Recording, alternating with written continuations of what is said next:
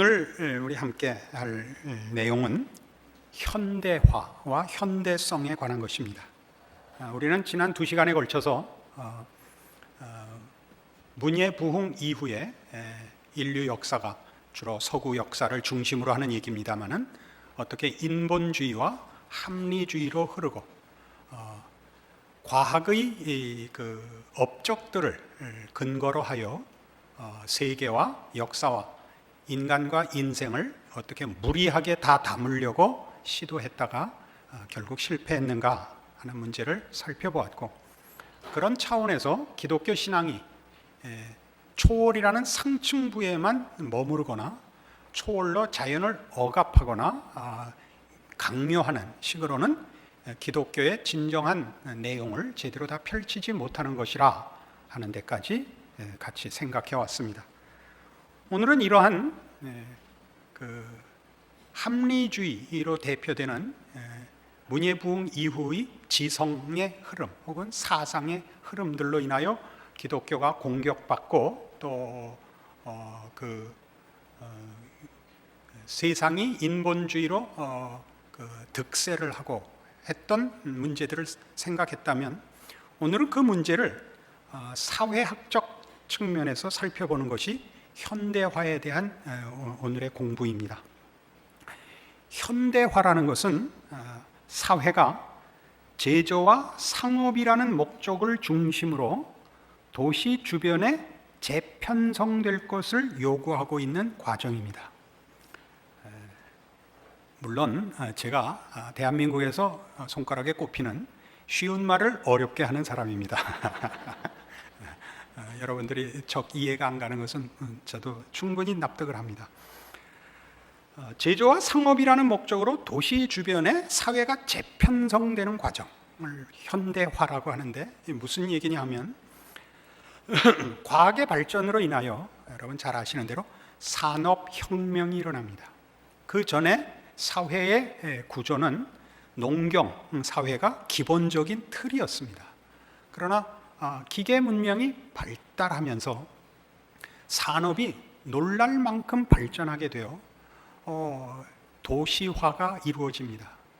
옛날에는 도시화가 별로 이렇게 크지 않았던 이유가 사람들에게 필요한 필수품들을 생산하는 것이 농사가 혹은 목축이 기본 그 단위였기 때문에, 그것은 여러분 아시다시피 많은 면적을 필요로 해서 띄엄띄엄 살 수밖에 없었습니다.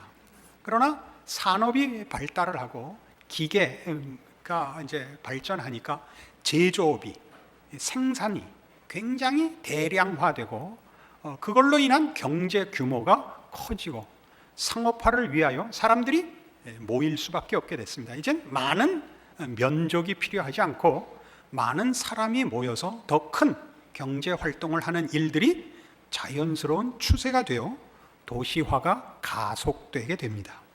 이 도시화의 이 과정을 말하자면 현대화라고 합니다. 그러니까 이 사회가 옛날 농경 사회로서 가지고 있던 구조, 체계에서부터 그 제조와 생산이 이렇게 집중되고 대량화되기 때문에 도시화되는 이런 과정으로 인하여 생기는 그 과정 속에서의 내용들을 현대성이라 그럽니다. 그러니까 현대화와 현대화되면서 생기는 특성들을 현대성이라 그러면 됩니다. 그럼 왜 도시 집중 현상이 일어났느냐? 조금 전에 얘기한 대로 산업혁명 때문입니다. 사람들의 생산성이 과학적인 방법으로 인하여 예전에 비교할 수 없는 대량 생산이 가능해졌기 때문입니다. 그래서 어떤 문제가 생기는가? 사람들은 옛날 같은 구조로 사회생활을 하지 않게 되었습니다. 옛날 같은 구조라는 것은 전통과 권위가 있는 질서와 환경 속에서 살다가 이제는 그것과 상관없는 이유로 모이는 도시 생활을 하게 됩니다. 도시 생활 이전에 옛날에 농촌이라고까지 얘기하기 좀 그렇다면 그 도시화까지는 아닌 그런 그 삶의 형태를 보면 거기는 대대로 같은 곳에서 그 사람들이 이어 살았기 때문에 한 집안에만 뭐 가게가 연속성을 가지는 것이 아니라 그 함께 사는 그 주거 지역 전체가 서로가 서로에 대하여 대대로 관계를 유지하고 살던 사회였습니다. 그러니까 저 최진사댁 셋째 딸 이러면 다 아는 겁니다. 아, 누구?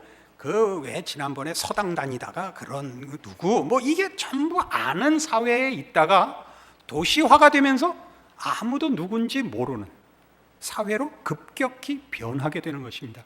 삶의 방식만이 변하는 것이 아니라 인간의 존재와 삶의 배경이 변하는데, 그 배경이라는 것은 집안과 집안이 알고 있던 사회로부터 아무도 모르는 사회로 변화되는 것이 현대화고, 그 변화로 인하여 생기는 특성들을 우리는 현대성이라고 얘기하는데, 이 둘의 차이는 예전의 전통적인 주거 형태와 지금 이 도시화된, 지금 우리가 당연시 여기는 우리 현대인들의 삶의 주거 형태나 삶의 환경은 아주 다른 것입니다. 이 변화가 가지는 특성을 이해하지 못하면 우리는 지금 우리가 왜 이 꼴로 살고 있는지, 우리의 삶에 나타나는 여러 가지 부작용들이 무엇인지를 느끼면서도 이해하지 못하게 되기 때문에 이 문제는 꼭 이해하고 넘어가야 합니다.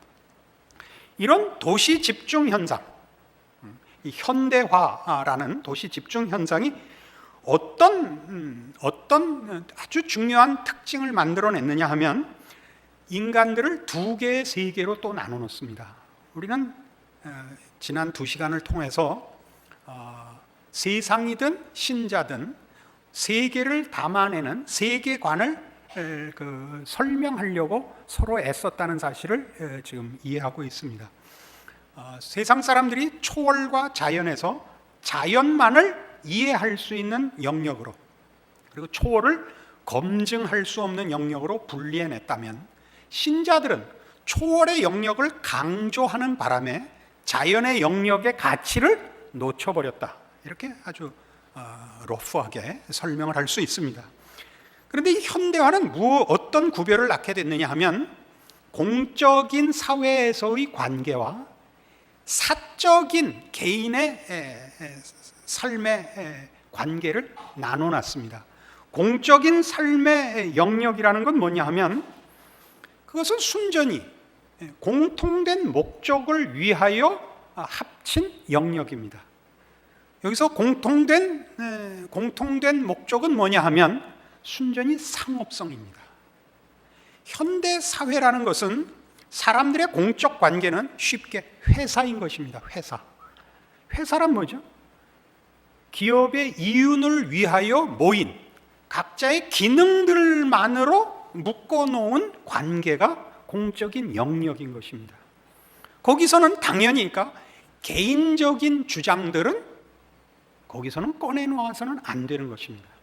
그러니까 회사 안에서 무슨 내가 출근을 하는데 회사에 내 친구를 데려가겠다, 무슨 집안에 기르던 강아지를 데려가야겠다, 이런 것들은 허용되지 않습니다. 당연한 일 아닙니까? 우리 모두가 경험하고 있는 일이죠. 있을 수 없는 일입니다. 그러니까 개인적인 관계와 개인의 삶의 영역과 공적인 삶의 영역은 전혀 다릅니다. 이 다른 것이 이제 문제가 됩니다. 어떻게 문제가 되느냐 하면, 공적 세계의 특징은 이 세계 안에서 개인이 지니는 중요성은 그들의 됨됨이나 그들이 견지하고 있는 가치, 신념, 신앙이 아니라 개인이 행하는 일에만 있습니다. 그렇죠? 그러니까 쉽게 얘기해서 그 사람이 진실하냐, 고매하냐, 이런 건 아무 필요 없고, 그 사람이 이 집단의 필요에 응하는가만 있습니다. 이 공적인 세계에서 개인적인 관계는 사실상 장애가 될 수도 있습니다. 이 세계에서의 성공은 그 사람이 얼마나 비인격적이 될 수 있느냐에 달려 있습니다. 그죠? 사업이나 기업의 효율성은 그런 적응 능력을 요구합니다. 그러니까 뭐가 없어졌는가를 보십시오.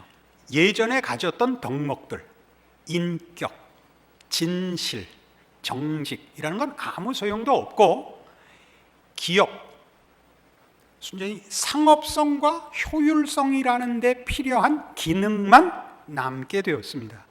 이것이 현대 사회가 이루어놓은 현대성입니다. 우리는 그 속에 살고 있습니다. 대부분 우리는 이미 그렇게 구성된 사회에서 태어나기 때문에 이것이 자연스러운 것이라고 생각하기 쉽습니다. 자연스러운 것 아닙니다. 그래서 이 현대성 속에는 몇 가지 특징들이 있습니다. 우선 현대성, 이 현대화가 이루어놓은 이런 사회의 특징, 첫 번째가 다원주의입니다. 왜 다원주의가 생겨야 됐냐면 도시 자체적인 심리적 환경을 만들었습니다. 도시는 다양한 세계관과 문화적이고 종족적인 차이점과 개인적인 가치를 한 곳으로 모아놓았습니다. 그죠? 우리는 순전히 상업적 이해관계로 인해서 지금 다 도시에 들어와 있는 겁니다. 거기는 신념이나 취미 때문에 모인 곳이 아닙니다. 그리하여 서로 싸우고 경합하는 견해 사이에 존재하는 적대의식을 제거하는 다원주의가 필요하게 되었습니다. 네가 불교 신자든 기독교 신자든 무신자든 아무 상관이 없다. 너 차만 많이 팔아라. 이것만 남은 거죠. 그 사회에 우리가 살고 있죠. 그러니까 다원화될 수밖에 없는 겁니다. 그런 것들로는 우리가 뭉쳐있지 않는 겁니다. 이게 교회가 아니고 물론 절도 아닙니다. 우리 현대화된 이 사회 속에서의 모든 공적인 영역은 이해관계 때문에 묶여있는 것입니다. 그 이해관계란 개인의 이해관계지만 그 공통된 이익을 위해서 모여있는 것입니다. 경제적 이익을 위해서 말이죠. 이런 다원주의는 도시에서 살아가는 거주민들 각자의 가치를 축소시켜서 최소한의 공통분모만 가지게 했습니다. 최소한의 공통분모, 기업의 목적, 이윤을 내는 것, 그 이윤을 내는데 쓸모있는 기능 외에는 아무것도 이 공적 영역에서 꺼내놓아서는 안 됩니다. 회의하다 말고 예수 믿읍시다. 그러는 건 죽는 겁니다. 그때 순교라고 해서는 안 됩니다. 이건 다원주의 사회입니다. 도시 생활에는 대중적인 윤리와 공존할 수 있게 만드는 우호성이 필요합니다.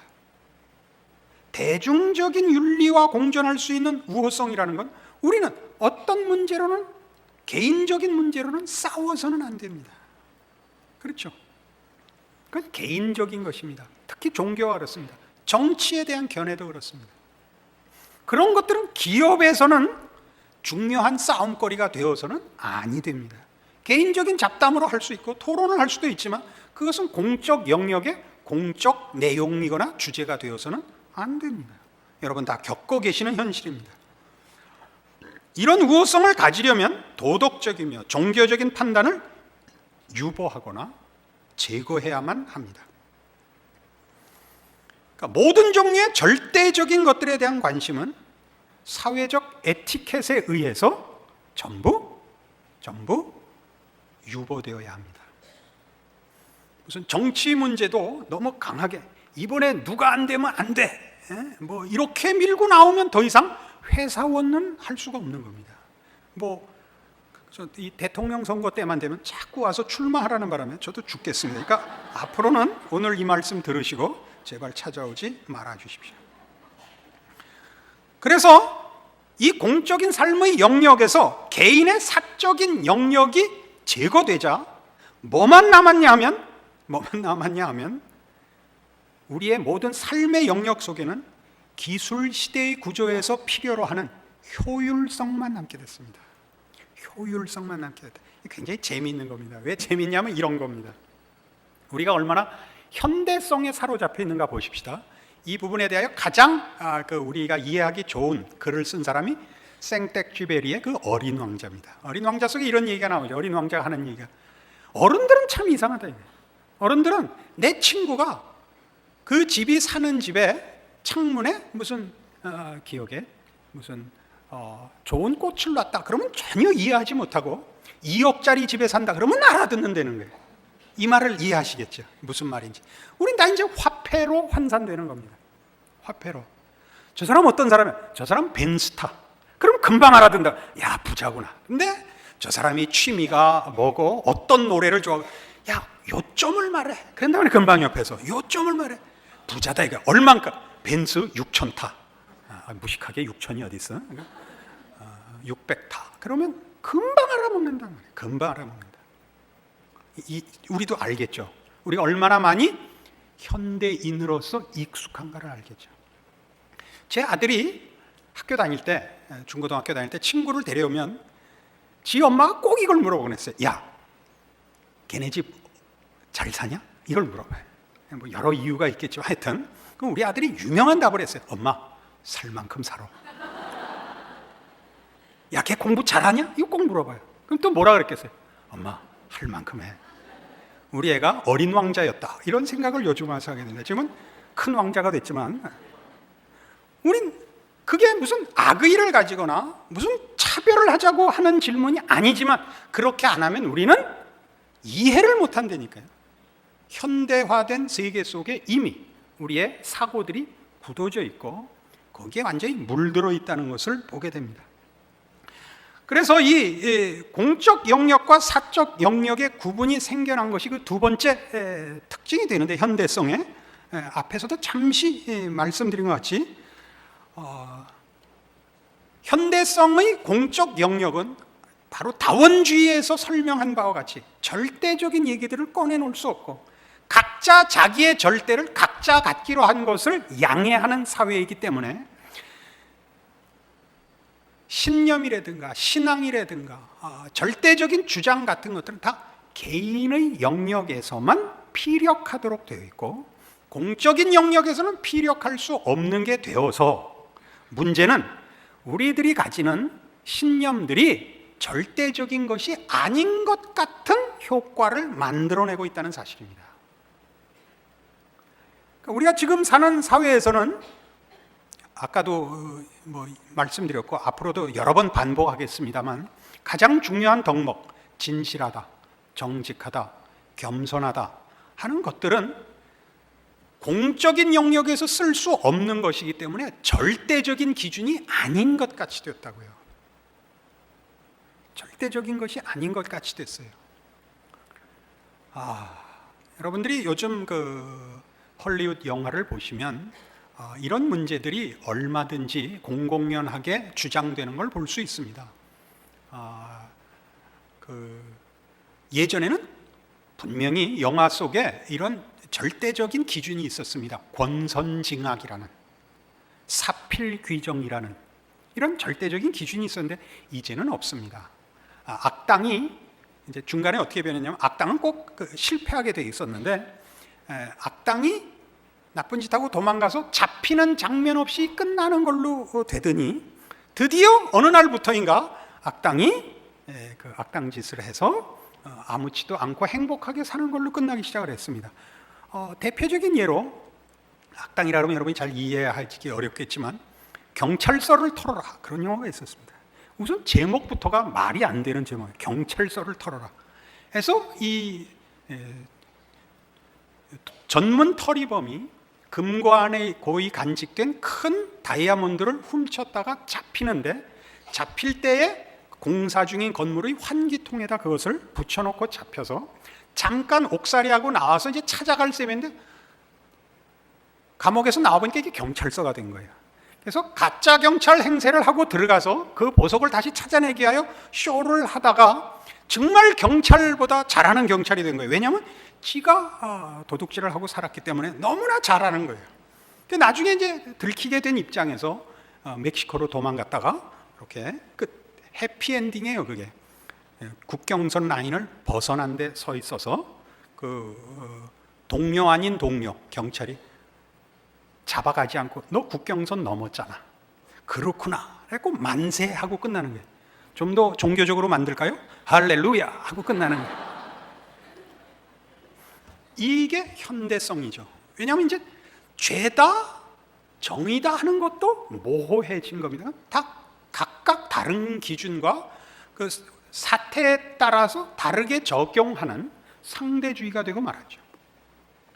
그러나 이런 공적 영역과 사적 영역의 구분은 뭘 낳느냐 하면 가장 중요한 부작용으로 현대성이 사람들을 시간과 공간의 연결고리로부터 단절시키므로 그들을 거대한 비인격적 현대문화의 중심지 안으로 끌어들였다. 시간과 공간의 연결고리라는 건 예전에 살던 전통과 권위가 존재했던 주거 환경을 말합니다.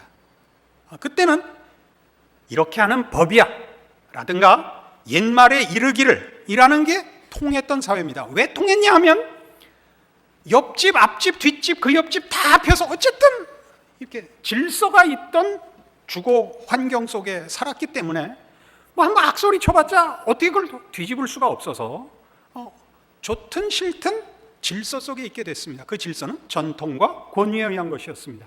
그러나 지금은 현대화되자 우리는 아래고 위고 뭐 다 없죠. 왜요?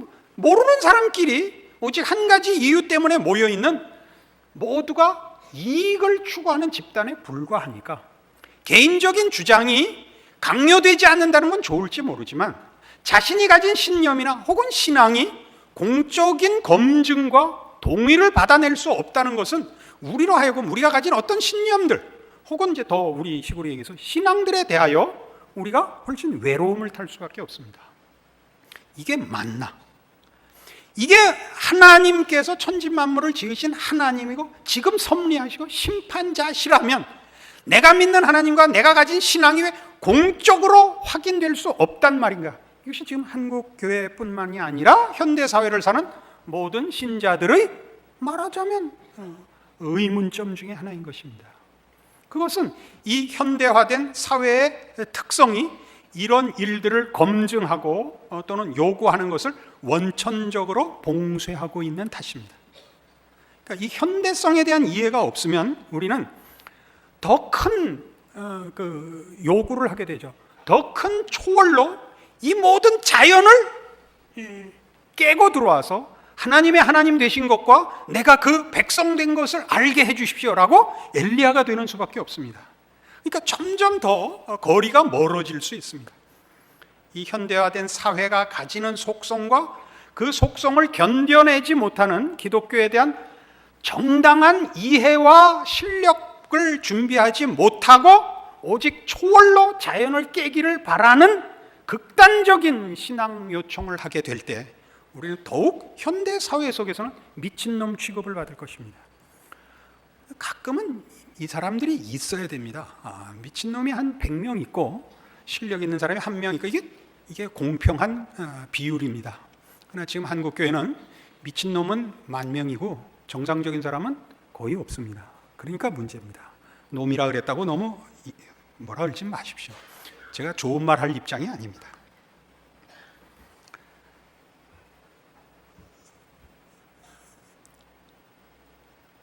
세 번째로 가지는 현대성은 문화의 중심지로서의 의미입니다. 현대 사회의 문화의 가치는 사회 구조를 형성하는 상호 연결된 거대한 체계, 곧 경제와 정치, 지식 생산자인 대학교, 우리 자신을 이해하게 하는 이미지를 만드는 매스미디어를 통해 전달됩니다.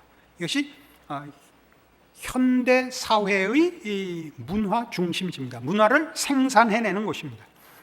이 각각의 체계가 우리를 에워싸고 있으며 그 과정에서 우리의 의식에 침투해 그 체계의 가치를 우리에게 전달해 줍니다. 그러니까 우리의 생각을 조종하고 있는 겁니다. 뭐가요? 정치, 경제, 그다음에 교육, 그다음에 공중파, 매스미디어가 우리의 생각을 조종을 합니다. 이런 것들은 잘 아시는 대로 절대 기준이라는 걸 갖지 못한 사회 속에서 질서를 유지하려면 다수의 의견을 쫓을 수밖에 없습니다. 그러니까 유행에 민감해질 수밖에 없고 유행을 만들어내는 곳들이 그러니까 그 질서를 또는 기준을, 권위를 생산해내게 됩니다.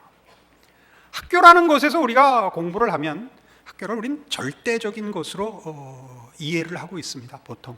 근데 이 학교가 우리 지난 시간에 살펴본 대로 이 인본주의적 합리주의로 인하여 기초된 또 그렇게 이해한 학문 내용과 방법을 가르치는 곳이라는 걸 우리 알고 있어야 되고, 그것이 교육이나 과학을 외면하자는 얘기가 아닙니다. 과학이 가지는 부분과 전체를 설명할 수 있는 것과는 다릅니다. 과학은 나타난 현상밖에는 설명하지 못한다고 말씀드렸습니다. 또한 교육은 지가 아는 것만큼밖에 가르칠 수가 없습니다. 그래서 인본주의를 중심으로 해서 가르친다면 하나님에 대한 것은 가르칠 수가 없습니다. 우리 현대 사회가 그렇듯이 이 진화론이 그 가르침의 가장 중요한 중심에 위치하고 있는 이유는 하나님 있는 것을 거부하기 때문입니다. 인간이 이해하고 인간이 만족하는 설명과 체계를 또는 논리를 계속 주장하고 있는 것이 우리 교육에 들어와 있는 가장 큰 문제점 중에 하나입니다. 그러니까 그 세상을 향해서 죽기 살기로 싸우자 하는 것이 우리의 해답이 아니고, 저들이 주장하는 것과 우리가 주장하는 것 사이의 차이를 보여내야 된다. 그렇게 지난 시간에 말씀을 드렸습니다.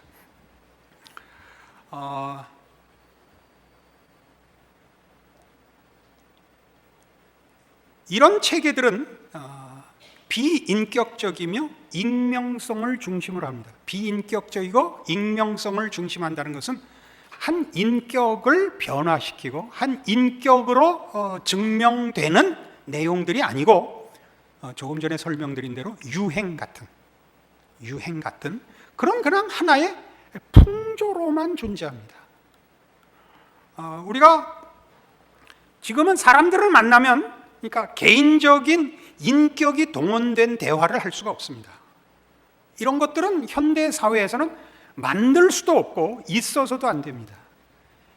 우리가 진정한 인간의 모습을 확인한다면 한 인간이 변화되고 감동하고 확인된 신념과 영혼에 대한 증언들이 있어야 되는데, 현대화된 세상 속에서, 현대성 속에서는 그런 것은 없습니다. 그것은 잠시 동안 살고 죽어갈 짧은 인생 속에서 누가 더 양껏 마음껏 지랄을 떨다 가는가 외에는 추구하는 게 없습니다. 실제로 그렇습니다. 그래서 무슨 얘기밖에 할 게 없느냐 하면 스포츠 얘기하고 드라마 얘기밖에 못하게 만들고 있습니다. 그러니까 김수현 드라마 안 보면 얘기가 안 되는 겁니다. 근데 저는 그 드라마는 안 봅니다. 보고 나면 이상하게 성질이 나요. 근데 그런 드라마를 왜 보는 거예요? 마지막으로 봤던 그 김수현 씨 드라마가 모래성이었던 것으로 기억이 나는데 정확한지 모르겠습니다. 어느 집사님 집에 신방을 갔더니 이제 신방 마치고 다과 들다가 그 드라마 얘기가 나왔어요. 그랬더니 그 집사님이 그러더라고요. 자기가 그 드라마를 본 이후로는 자기 남편을 보면 눈이 셀쭉해진대요. 그럼 안 봐야지. 테레비를 버리든가. 그건 왜 보고 지랄해요? 무슨 유익이 있다고. 스포츠야 봐야죠. 스포츠야 봐야죠. 우리나라 축구 보지 마시고 프리미어 리그나 보세요. 그러면 아주 재밌어요. 저도 좋고 이겨도 좋고 지들끼리 하는 건데, 우리나라 거 보면 가슴이 졸여서 옛날 6.25 때 한강다리 끊어진 한강다리 건널 때 아슬아슬했던 것 이후로 최고로 아슬아슬해. 그러니까 잘 생각해 보시라. 우리가 휘둘리고 있다는 걸 알아야 돼요. 사탄 이렇게 초월적으로 확 밀어붙이면 안 됩니다. 어떻게 인류가 하나님을 외면하고 죄성으로 사람들을 이렇게 말하자면 속이고 있는지, 흔들고 있는지를 이해하셔야 합니다. 이런 모든 특징들을 우리는 망라해서 이것을 세속성이라고 합니다. 이 현대성을 세속성이라고 합니다. 왜냐하면 거기는 뭐가 없으니까요. 절대에 관한 것은 없기 때문입니다. 절대에 관한 것이 없다는 것은 다만 일회성, 상대성 밖에 없는 것을 가르쳐서 세속성이라고 합니다. 거기는 진리에 관한 것, 생명에 관한 것, 아름다움에 관한 것, 참다운 감동에 관한 것이 없습니다. 그리고 그런 것을 얘기하려면 당연히 하나님과 신앙에 관해서 얘기해야 됩니다. 그런 모든 것은 아까도 얘기했듯이 원천적으로 봉쇄되어 있습니다. 여러분은 회사에 들어가서 신우회를 만들 수 있습니다. 그러나 회사를 교회로 만들 수는 없습니다. 그렇지 않습니까? 그런 이유 때문에 우리는 이 문제들에 대하여 이런 근본적인 이해를 가져야만 합니다. 그래서 이런 현대 사회를 사는 우리를 현대인이라고 부릅니다. 그러니까 현대인이라는 건 어떤 의미냐 하면 전통과 권위를 믿지 않는 사람들을 말합니다. 그러니까 지금 우리가 현대인이라면 옛날 사람들은 전근대인입니다. 전근대인. 근대 이전. 근대가 모던이죠. 지금 포스트 모던입니다. 현대가. 전근대. 그때는 신학과 권위와 절대가 있었던 시대입니다. 그것이 그래서 제일 좋았다, 그런 개념은 아닙니다. 중세의 실패는 뭐였냐 하면 신앙으로 사람들을 강요했던 시대입니다. 그거는 하나님이 원치 않는다는 것을 우리는 역사에서 교훈을 받습니다. 하나님은 그렇게 강요하고 억압하여 신자를 만들지 않는다는 것을 중세를 통하여 확인했습니다. 그러면 다 제 마음대로 살라는 것인가? 그렇지는 분명히 않습니다. 그러니까 우리는 자유와 풍요 속에서 어떻게 신앙이 세상이 우리에게 갖다 놓은 시험과 유혹거리들과 비교할 수 없이 크고 중요한가를 답을 해야 됩니다. 중세가 그것을 힘으로 증명을 하려고 했다면 우리는 지금 이런 다양함과 풍요함이라는 세상의 유혹과 시험 앞에서 기독교 신앙의 절대 우위를 설명해내야 됩니다. 그것이 신앙입니다. 그리고 거기에 대한 답이 기독교 신앙 안에 풍성이 있습니다. 이런 걸 자꾸 놓치고 우리는 어디로 간다고요? 원색적인 초월의 우위성으로 갑니다. 그렇게 가면 사람을 다 항복시키지 못합니다. 그렇게 해서 얻을 수 있는 부분이 있습니다. 진정성과 열정을 가지고 이룰 수 있는 업적이 있습니다. 그러나 인간은 그것 하나만으로 되지 않습니다. 여러분, 물건 사러 상점에 가보시면 여러 가지 조건이 있어야 됩니다. 첫째, 뭐가 있어야 됩니까? 물건을 살 때 물건이 마음에 들어야 됩니다. 안 그렇습니까? 물건이 마음에 들어야죠. 그 다음엔요, 값이 맞아야 됩니다. 값이 맞아야죠. 또 뭐가 있죠? 파는 주인이 열심을 내야 됩니다. 살려면 살고 말려면 말아라. 그러면 안 됩니다. 그러니까 진정성 하나로 물건을 팔아먹지는 못한다니까요. 이거 뭐 복음을 팔아먹는다고? 말을 알아듣고 이해를 하세요.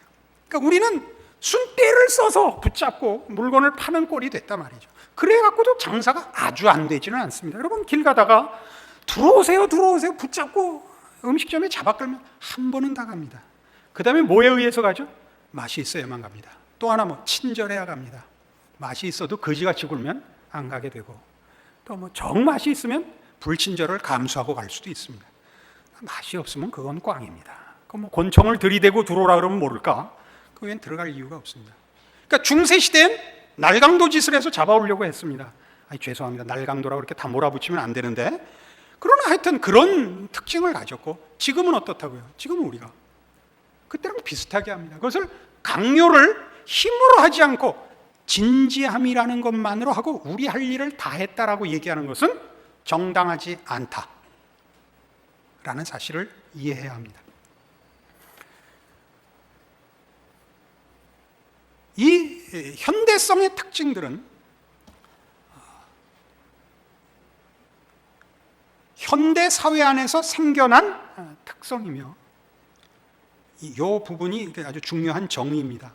이 현대성, 세속성은 더 이상 어떤 초월적인 질서에도 뿌리를 내리고 있지 않은 전망과 가치를 말합니다.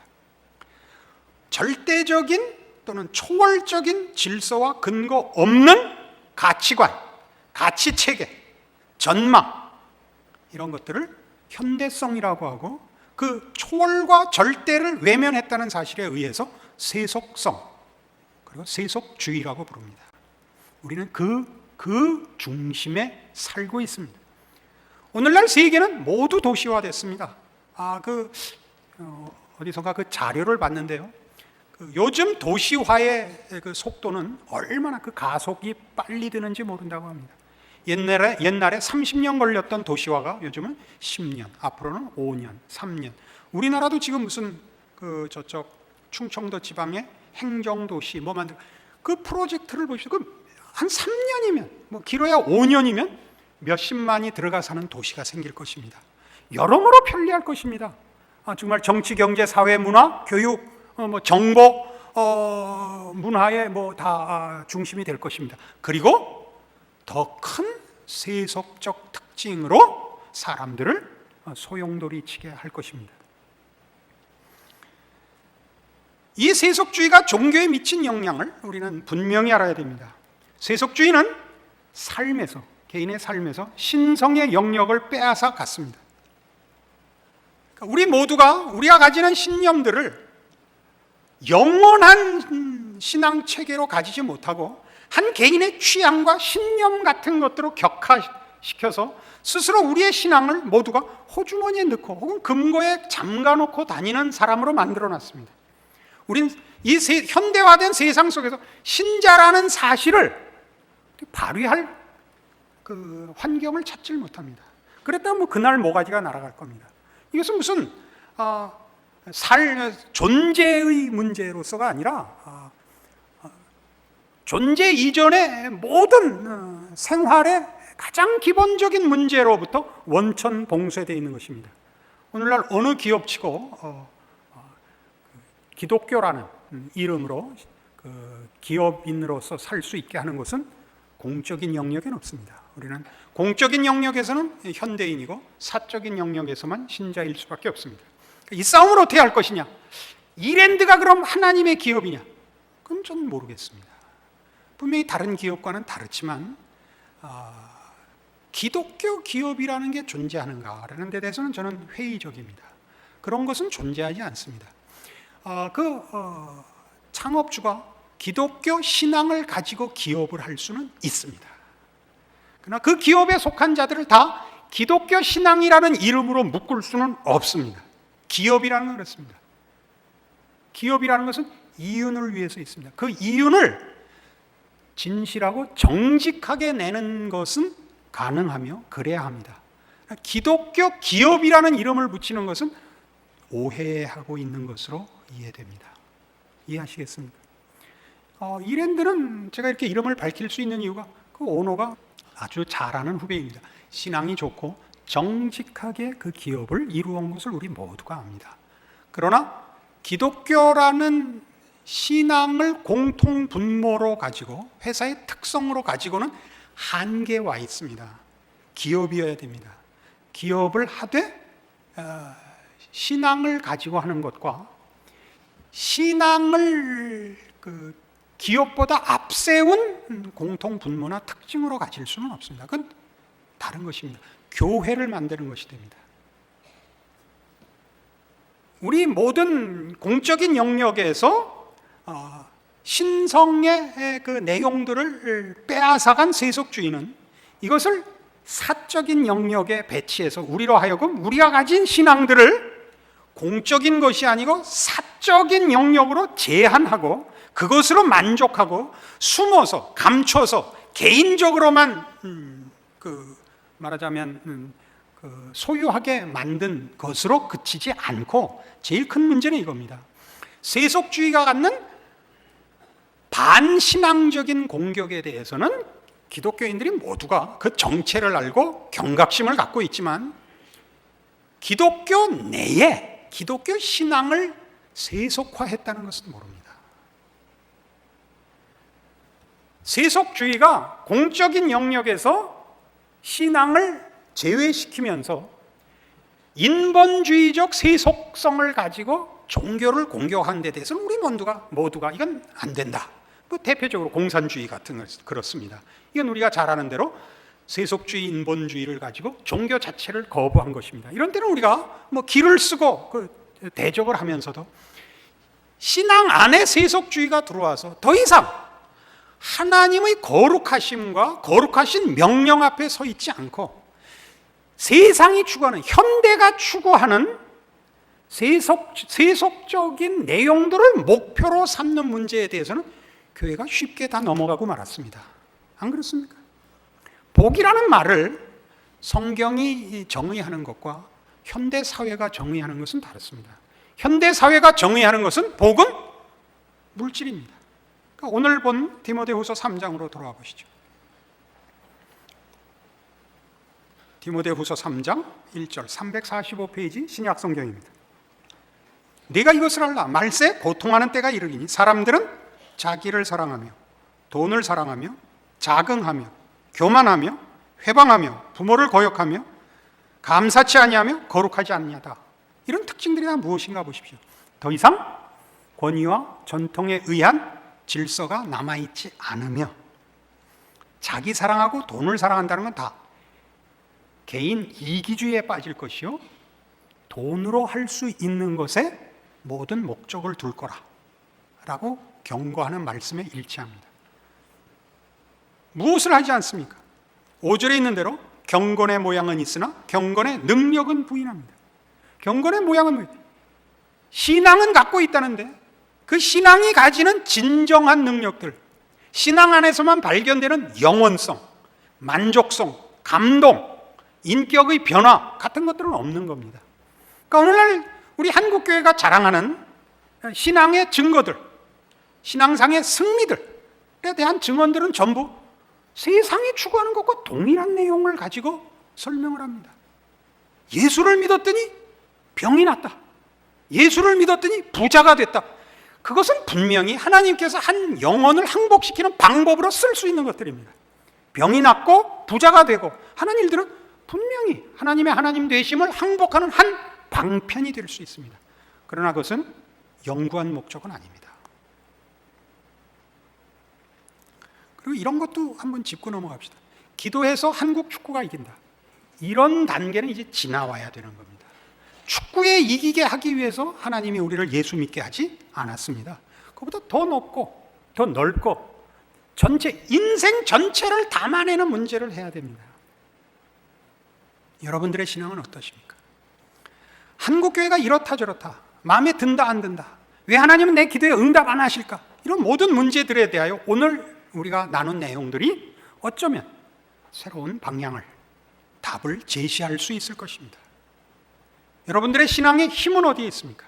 하나님의 하나님 되심이 있어야 되고, 하나님이 여러분에게 나타나서 여러분에게 하나님을 보이시고 알리시고, 그리고 그의 뜻을 여러분에게 주신 그 약속들, 우리 쪽의 이해로는 믿음들이 있습니다.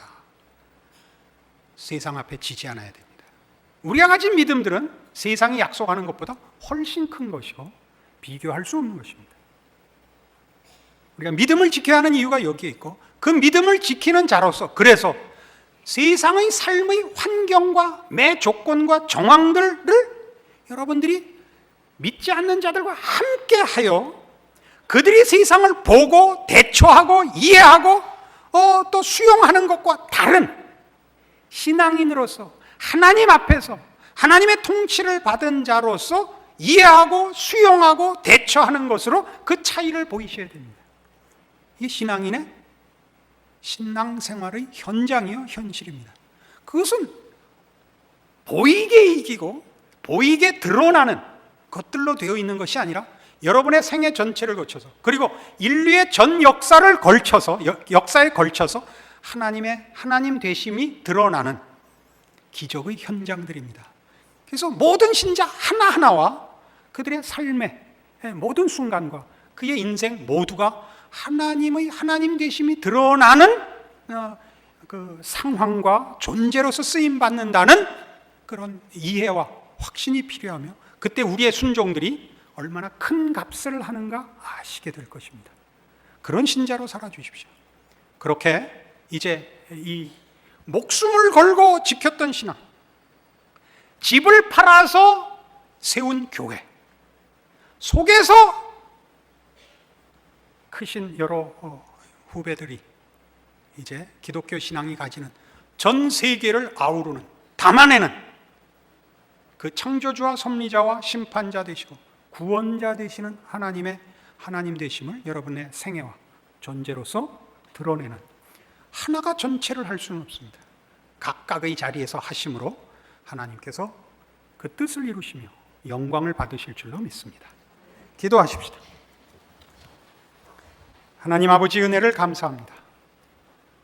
하나님의 하나님 되심을 알게 하셨고 하나님의 자녀로 살게 하셨으니 그 옛날 다니엘과 세 친구가 풀무불에서 구원함을 받은 것 같이 지금 이 세속주의와 세속성 속에서 하나님을 모르고 자기들이 전부라고 믿는 이 죄인된 세상 앞에서 하나님의 사람으로서 사는 우리의 책임들, 우리가 소유한 생명, 영원, 진리, 하나님을 아는 믿음들이 어떻게 다른가? 우리가 받은 구원이 얼마나 놀라운가? 책임져야 할 인생인 것을 확인했습니다. 이 책임 감당하게 하시옵소서. 우리의 싸움이 쉽지 않습니다만 어느 시대나 결국 믿음의 싸움은 하나님 편에 설 것이냐 세상 앞에 설 것이냐의 결정에 불과합니다. 이미 우리의 신앙을 고백하였은즉 하나님 우리의 인생을 지키사 하나님의 자녀다운 승리와 기적의 생으로 인도하여 주시옵소서. 예수님 이름으로 기도합니다. 아멘.